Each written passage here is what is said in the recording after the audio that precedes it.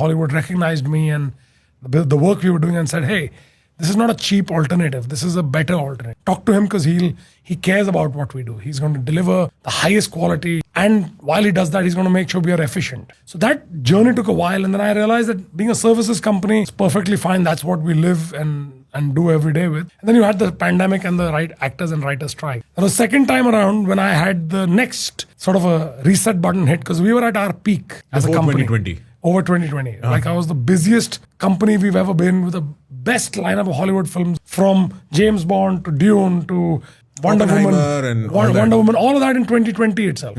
And the strike hits and suddenly industry shut down. I've got 11,000 employees. So I'm like, I can't survive. I've got to make salaries every month. I can't sit here and look for the next project to happen. So I started calling clients and said, can we start producing together? Can we do something together? And I realized that that's where the opportunity came that we should do something slightly more entrepreneurial because that's who I am. And break the shackles of get outside that box and try something different. And Ramayana through that time and the content creation piece was just bubbling up. And I felt through that time and through that phase of all the things I did, I felt there has to be a point in time when we don't look like either the victims.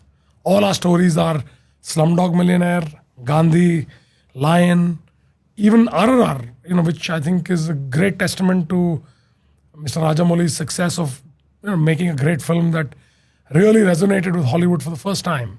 But until then, all the films they saw us as were victims and we were poor and always less fortunate and treated poorly by the world. And I was like, no, that's not who we are. That's not the country I come from. That's not the person I am. That's not where our core strength and energy comes from. So Ramayana became that story for me to say, how do I take it and present something? That's the evolution of the planet. That's the first civilization in the world. That's the greatest epic in the world.